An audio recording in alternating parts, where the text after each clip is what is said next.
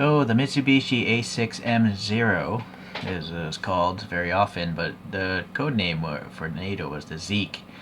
Anyways, it was made between 1939 to 1945. 11,000 of them were made, making it the most populous fight airplane of World War II. It had a length of 9 meters, a width of 12 meters or so, and it could go 533 kilometers per hour. At its introduction, it was considered one of the best airplanes of its time at its introduction. It had a kill ratio of 12 to 1 during the early days of its existence. But after 1942, it started to go downhill as newer Western planes came out, and just less pilots were skilled in Japan because they kept on dying, and they didn't have enough time to train new pilots. So what made this airplane so good is it was very maneuverable because it was very lightweight. It could outmaneuver the F4F Wildcat and the Spitfire. But the reason why is because it had no armor and it had no self-sealing tanks. So the thing would catch on fire if any sort of bullets would hit the thing. But that's the price to pay for maneuverability, as well as an extremely long range. It had a very long range that really threw off the Western command. Alright, so that's all I cared to learn from Wikipedia. And as you can see, that's a real airplane. That's the back end. I don't know if that's a real airplane flying or not. It looks like it is.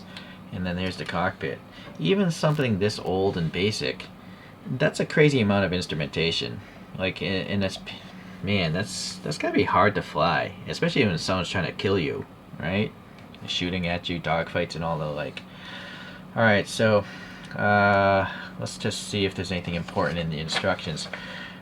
The more traditional green livery, there are decals for that, but I went with the easy one because I know Top Gun Chen has this model coming out, and I'm going to pay to get a painted version in the more common green livery.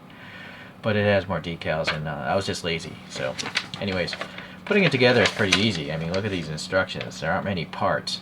The canopy's a pain, though. Masking it off and stuff. I did mask it off with paint. And let's see here if there's anything on the box. Yeah, there's the traditional livery. They don't even show the other variation on the box. Alright, so let's get rid of that. Let's get into this now. Okay, so yeah, the canopy. Look how many window panes there are. It's just crazy. I don't even understand why they would make this real plane have so many windows. Like, I guess maybe the Japanese at the time couldn't mold glass that in big panels yet. Maybe that's the reasoning. I don't know. Or maybe it's just more reliable. But I had to use, some hobby masking tape. I laid it on and then I cut it off. And it seemed to work. There was a little bit of underflow in some areas, but I just used a toothpick and some alcohol Q-tips and got it off. But you can see some scratches when I took off the masking tape. And then you'll see the canopy is very low, so I did get a figurehead from a Freedom model kit in there, but the rest is just really low. And there is a decal of the instruments, but I don't even know if you're going to see it through. Yeah, there you go. Yeah, so there's a decal for all those gauges, but to the naked eye, you probably never. It's pretty hard to see through this window thing. You can see the fitment's not great either. I didn't want to glue it in place with like hobby glue. It's just like school glue holding it in place now, so I don't want to remove it. I also have school glue holding this. I guess I could glue that in place, but so there is a little engine detail back there. This thing obviously spins. These are decals, not paint. Yeah, so all the decals, no major problems putting them on. It's just that on the tail fin area, you got to use some decal softener to wrap it around the edges. As you can see, I didn't do a great job, but that's fine by me. Okay, and look at this tiny, tiny rear wheel. So I hand painted that. You know, it's just very tiny. You gotta use some magnifying glasses and really small brushes. Some decals here, and then this. Okay, I thought that was a hole. Yeah, I guess it's filled up. Before it was a hole, but it's filled up with the pin of this piece. That's why it's not a hole anymore.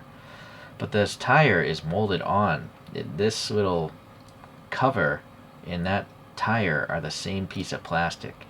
So they really cut on cost making this thing. So you have to paint it carefully. That's why you can see here how it curves around, but here it just goes flat into the panel. Still, it's a cartoon plane, so I'm not too concerned. I did actually go take the effort of drilling out these back ends for the exhaust, and you know, using some weathering effect to make it look like rusted exhaust. Although the real one probably doesn't have rusted exhaust. Alright, so it definitely looks like an egg. I kind of feel like the wings are unnecessarily big. You know, if it's deformed, I almost think like these main wings should be like only that long. You know, it doesn't need to stick out that far. And then I drilled a 3mm hole because I made 3D printed my own stands with the basic stats there. So let's pop that in here. Yeah, and then, well, you know, we should compare it to a few other airplanes. I don't have too many deformed airplanes in my collection yet, but here's a Top Gun Chen. So this is a 3D printed thing that you can buy off eBay, and you can pay for them painted, which I did, and it's awesome. You can also pay for a figure, much smaller.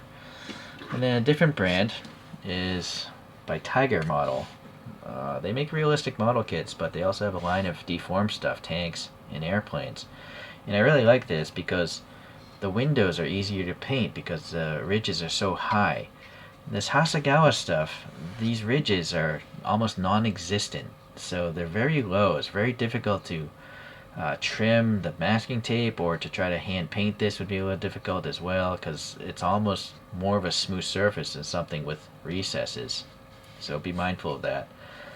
It's doable, just, you know, be mindful. It's kind of a pain. This is much easier to do. And then this person is just plain smart. The window frame is separate, a separate piece from the windows.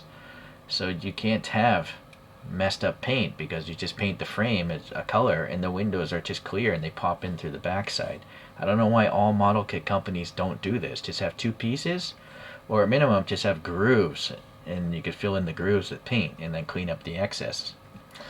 Alright, well anyways, you have three different types of deformations from three different designers, and these are called egg planes for a reason. It looks like an egg with wings attached, whereas these are just deformed. Right, so I don't know what you like more. I think I would gravitate more towards these two myself. I don't really need things to look like eggs. I just like, you know, deformed things. Alright, anyhow, you can look at reviews of the other two. And let's let this spin one last time, but in flight mode now.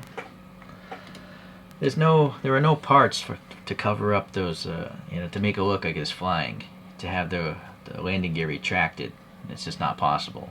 That's literally molded into one of the halves of the body, so unless you trim it off, you could cut it off and fill it with putty, but yeah, you also see that gap there with that intake. Well, anyways, it was a cheap model kit, so I don't expect too much. I'm actually quite happy with the way it turned out. I just kind of wish they had more panel gaps and panel details. They could have easily molded in a bunch of lines, and it would make no difference to the cost of making the model. It's just kind of laziness on the designer's part. I do think maybe I also added some putty, maybe in the wing areas. You'd have to go back to the build of this. Yeah, it might have been a little gappy, so be careful, be mindful of that as well. I guess that's it for today, so I appreciate you guys watching, and we'll see you in the next deformed airplane video.